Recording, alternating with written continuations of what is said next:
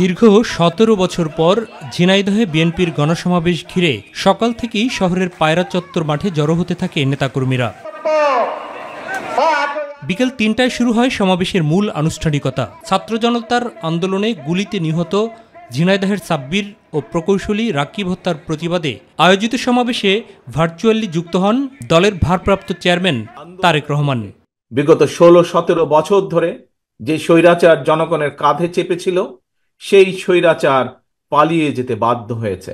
এই কৃতিত্ব বাংলাদেশের সকল মানুষের এই কৃতিত্ব।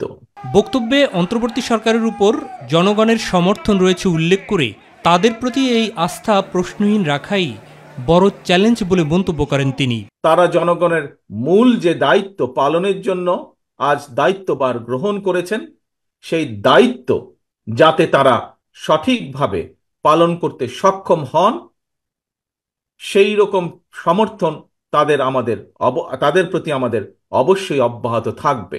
সংস্কারের রোডম্যাপ নির্দিষ্ট করার জন্য অন্তর্বর্তী সরকারের প্রতিও আহ্বান জানান বিএনপির ভারপ্রাপ্ত চেয়ারম্যান। তাদের প্রতি অর্পিত যে দায়িত্ব, আর সেটা যথাযথভাবে পালনের জন্য যে রোড ম্যাপ, সেটি নির্দিষ্ট করতে হবে তাদেরকে। রাষ্ট্রের স্থিতিশীলতা